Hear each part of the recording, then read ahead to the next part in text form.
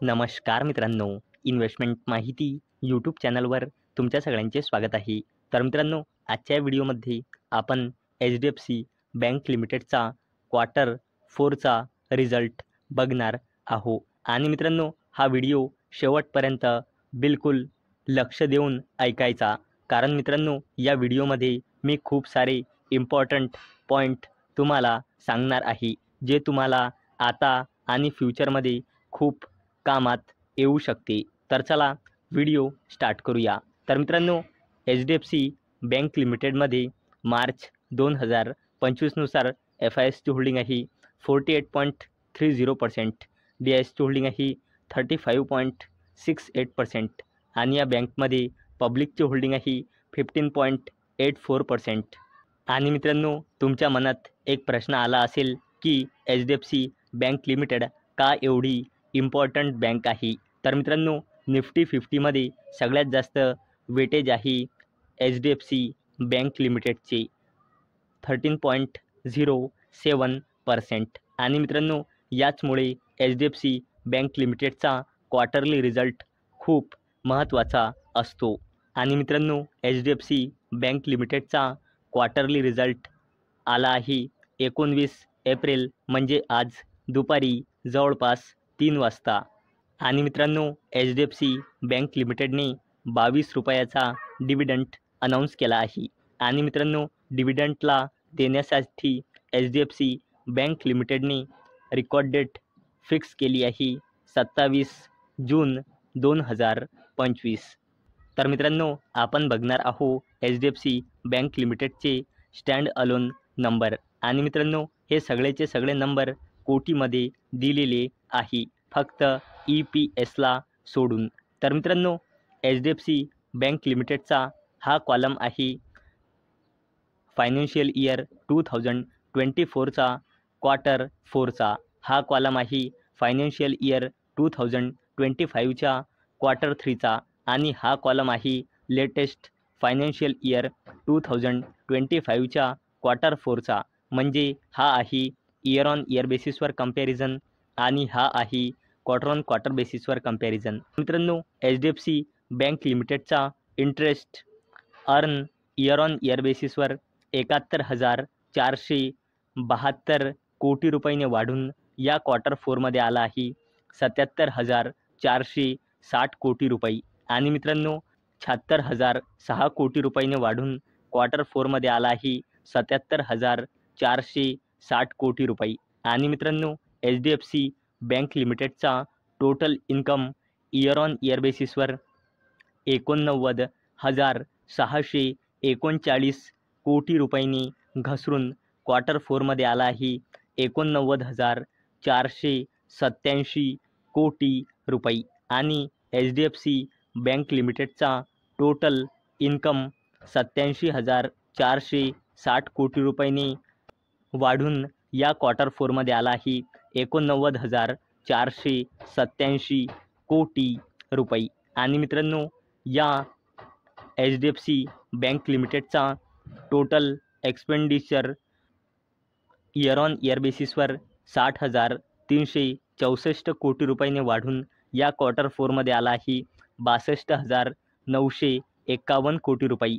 आणि HDFC bank लिमिटेडचा total expenditure quarter on quarter बेसिसवर 62,460 कोटी रुपयाने वाढून या क्वार्टर 4मध्ये आला आहे 62,951 कोटी रुपये. आणि मित्रांनो, HDFC बँक लिमिटेडचा operating profit before provision year on year बेसिसवर 29,274 कोटी रुपयाने घसरून या क्वार्टर 4मध्ये आला आहे 26,536 कोटी रुपये. आणि या बँकचा operating profit before provision quarter on quarter बेसिसवर 25,000 कोटी रुपयाने वाढून या क्वार्टर 4मध्ये आला आहे 26,536 कोटी रुपये. आता बघूया HDFC बँक लिमिटेडचा प्रोव्हिजन. आणि मित्रांनो, हा जो प्रोव्हिजन असतो, हा जेवढा वाढतो तेवढी बँकसाठी खराब गोष्ट असते, आणि जेवढा कमी होतो तेवढी बँकसाठी एक चांगली गोष्ट असते.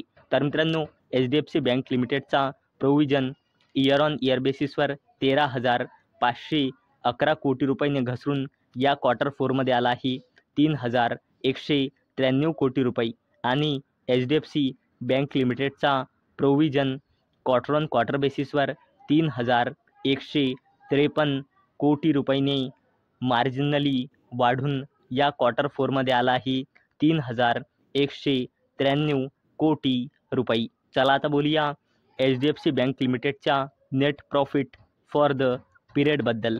तर मित्रांनो, HDFC बँक लिमिटेडचा net profit for the period year on year बेसिसवर 16,511 कोटी रुपयांनी वाढून या क्वार्टर फोरमध्ये आला आहे 17,616 कोटी रुपये आणि HDFC बँक लिमिटेडचा net profit for the period quarter on quarter बेसिसवर 16,735 कोटी रुपयांनी वाढून या क्वार्टर फोरमध्ये आला आहे 17,616 कोटी रुपये.